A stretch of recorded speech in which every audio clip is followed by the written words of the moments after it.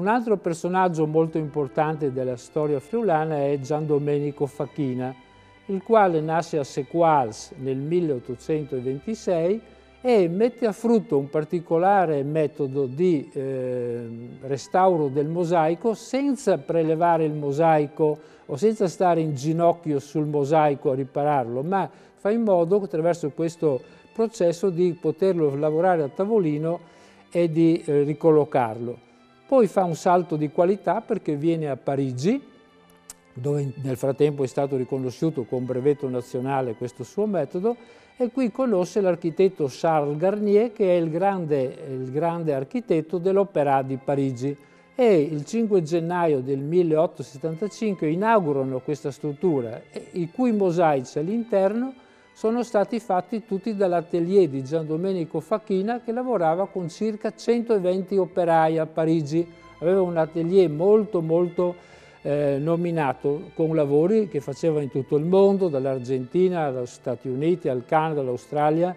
Suoi sono anche i mosaici degli appartamenti imperiali di Kyoto in Giappone.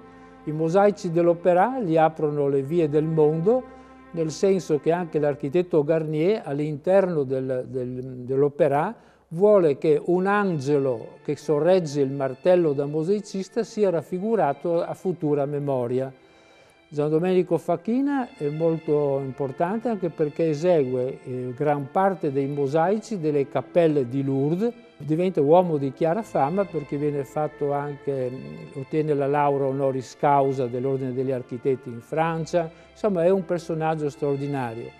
Quando muore lascia un atelier molto ben avviato ed è tanta la sua chiara fama che viene sepolto a Parigi al Père Lachaise, che è il famoso cimitero degli artisti, dei grandi uomini, ed è un personaggio questo che ha partecipato alle massime esposizioni internazionali dell'epoca, Londra, Amsterdam e Parigi, soprattutto importante quella in cui viene inaugurata anche la Tour Eiffel per il centenario della Rivoluzione francese.